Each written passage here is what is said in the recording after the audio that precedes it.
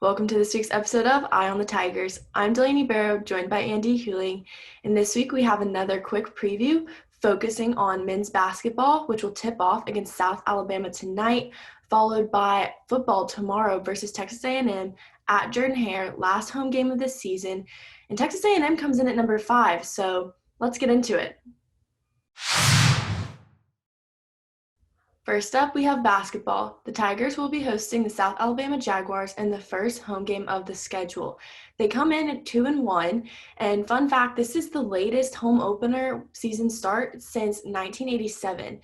And the Jaguars are an up-and-coming team. They are currently 3-1, first in the Sun Belt. Andy, what are your initial thoughts about tonight's matchup? I think Auburn will, obviously be on full display after taking two losses to Gonzaga and UCF. I think this is a game that they really need to bounce back and get a victory. But South Alabama is a good program. They're definitely kind of on the rise in the Sun Belt. Probably one of the better teams in that conference. And I know a lot of us know last year what happened with the game was Isaac Okoro had to win it right at the end with a late layup to give Auburn that victory and keep their undefeated streak going. So I think South Alabama is going to come into this game not afraid of Auburn and what they can do. But I think for the young guys on Auburn's team, it's going to be just how can they improve? How can they keep their chemistry growing? And I think with this team, I think they've got talent. We know that, but it's all about developing that talent and just learning to handle the ball better and make shots. Yeah, and you mentioned that this is a matchup that the Tigers really need to win to bounce back and just get their season on the right track. But when you take a look at the Jaguars, they're a confident team. They're playing well. They have a really talented player and senior transfer, Michael Flowers, just came from Western Michigan. His season debut for the Jaguars, he had 20 points against FAU, and he actually scored the last-second three-pointer to give the Jaguars that victory. And I think that defensively, the Tigers are really going to have to shut him down. But you also mentioned last year's matchup between the two teams. And of the 10 Tigers who saw the floor in that game, only 4 of them are returning. One of them is Jamal Johnson. And last year he made 14 points and he made 4 of 5 three-pointers. And that's a really good stat, especially because you have that veteran player coming back to play. And we already know this is a young Auburn team. They lack the college experience just because they're new, they're freshmen, tons of sophomores. And like you said, the Tigers are just going to have to look for that leadership. And I mean, both of these teams are fairly brand new. All five of South Alabama's initial starters from last year's game versus Auburn are gone.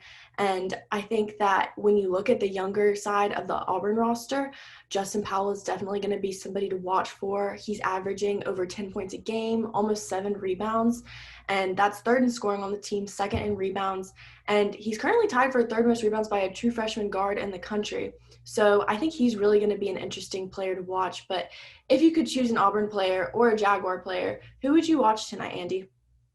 I'd say Flowers from South Alabama. I think you mentioned he's one of the better players on their team, transferred from Western Michigan, and I think he's going to be one of the guys that they're going to look to have him carry the team for South Alabama.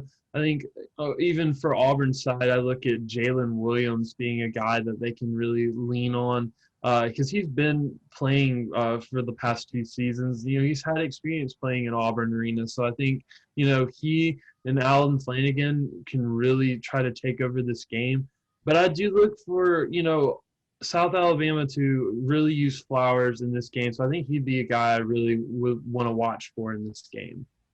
Definitely. I think he's had a very quick and challenging timeline this week from the previous week when his father died. He went to the funeral earlier this week, and he's landing in Atlanta this morning, and he's going to be ready to bounce back and continue to prove himself at his new school. And you did mention Alan Flanagan for the Tigers, and he's the only Auburn's previous starter on this year's roster, which is a very interesting statistic. And I think that he's going to be looked at for his leadership tonight. And I just think it's going to be a very interesting matchup between these two young teams. And that will be tipping off at 8 p.m. Central. Next up, we have football. The Tigers will host Texas A&M Aggies, ranked number 5, in Jordan-Hare Stadium tomorrow at 11 a.m. This is coming off of a tough loss last weekend in the Iron Bowl against Alabama, 42-13. It was a game that nothing seemed to go right for the Tigers. They was never really close, and they are going to look at this week's game as an opportunity to bounce back ahead of their final home game at Mississippi State in Starkville next weekend. But this is in Auburn program history, this is only the second home game that has been played in December, with the first being the 1989 Iron Bowl, the first one that was held in Jordan-Hare. So typically around this time of the season, the Tigers are looking forward to the postseason. But the Tigers can't look forward to that yet, they still have 2 games to go. Andy, what are your initial thoughts going into tomorrow's matchup? Well, I think for Auburn, obviously they're coming into this game pretty beat up. They've got a few injuries. Tank Bigsby's not healthy. Neither is DJ Williams. Alec Jackson will be out for this game with an injury. And I think, for Auburn, it's going to be can they, get it back together and stop Texas A&M from going more than likely, if things shake out, it could be to the college football playoff for them, depending on how the rankings work.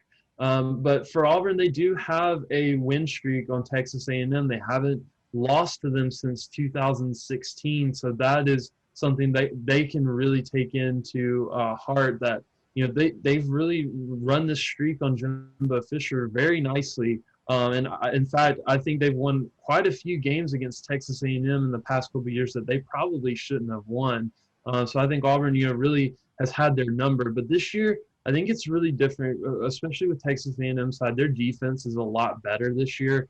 And Kellen Mond is playing pretty good football. I think a lot of people criticize him for his play, just kind of like Bo Nix as well. But, he's prone to mistakes. And I think, Auburn can't expose that. But if he plays a clean game, I think that's going to be really good for Texas A&M. So I look for how their offense will play on the road, because I think this is their toughest game since the Florida and the Alabama game that they played. I really don't think Texas A&M has had an incredibly tough schedule since those 2 games, but I think Auburn will be probably the toughest test they face the rest of the way. There is a lot riding on this game. I mean, for Auburn, it's a chance at redemption. It's a chance, like you mentioned, to spoil Texas A&M's season and kick them out of the college football playoff if that's how the rankings were to shake out. But when you look at Texas A&M, they do have Kellen Mond. He's an experienced player. He was recruited by Auburn, so Auburn knows him fairly well. He has the ability to throw the ball long. He can run the ball. But also defensively, they have a lot of returning starters. They're physical, they're aggressive, and they're really going to be looking for that pass rush. But from Auburn, it's senior night or senior day. So Auburn has 16 seniors. They're really going to be looking to prove themselves and go out on a high note in the game with a victory. But when you look at Texas A&M, they actually lead the series at Auburn, which is an interesting statistic, and I'm sure they're going to be looking to continue that. But I think that Auburn has a real chance at winning this game. I mean, when the teams met in 2018, Seth Williams was the one who got that game-winning touchdown pass. And Seth is he has 11, 20 or more yard plays this season. And so I think he's going to be a game changer this game. And especially after last week, Alabama dropped a couple passes that definitely should have been caught. They were right in his hands. And I think he's going to be looking to redeem himself as well. But Andy, what do you think the major key is if the Tigers want to win this game? I would say defense playing well. I know really the offense has been the main struggle on the road, but I think at home there's just a different factor to Auburn's offense. They are beat up. I think, the injuries will play a key difference, but I think ultimately it's Auburn's defense making plays, keeping them in the ball game, giving the offense a shot to potentially win the game. I just think, that's going to be the key. I mean, we saw Alabama just really tear them up last week. There were just a lot of little mistakes, like just not tracking a man. Devontae Smith on the first touchdown was able to get through the secondary very easily, and Auburn did not track him. He did it again in the third quarter. I just think, it's the little mistakes, just not in coverage and, pass rushes, getting pressure on the quarterback. Auburn's defense is going to have to do better on that. But I think, ultimately in the end, it's going to be their play, giving their offense the ball, keeping Texas A&M at bay and out of the end zone will be the difference. You mentioned those small mistakes, and I think those are first and foremost the most important thing going into this weekend's game. But Auburn also needs to be balanced, and I think that's a huge key. They're going to have to run the ball effectively. Bo Nix, he usually passes better and just plays better overall at home, and that'll be typical, expected of this weekend. But I mean, injury-wise, we kind of talked about that. Lots of injuries have been plaguing the Tigers this season. Broderius Hand, Tank Bigsby, they're going to be similar to last week. Alec Jackson just had surgery, so he's going to be out. And the offensive line, they're still kind of rotating. They're still getting used to playing together. Malzahn earlier in a press conference this week talked about how they've barely gotten to play together, barely gotten any reps. And that's going to be really critical for the Tigers, just the fact that this offensive line has had so many struggles this year with rotations. And I think that the balance on the other end is just going to be key for fixing that and offsetting that. And I think that if the Tigers are able to just keep a clean head, play that aggressive Auburn football that they're used to, and just match the physicality of Texas A&M, I think that that's going to really prove helpful as Auburn looks to get a win in their last home game of the season. The game will kick off tomorrow at 11 a.m. on ESPN. That's all we have for you this week. Make sure to tune in next week as we preview Mississippi State. I'm Delaney Barrow, joined by Andy Hewling. Have a great day and War Eagle.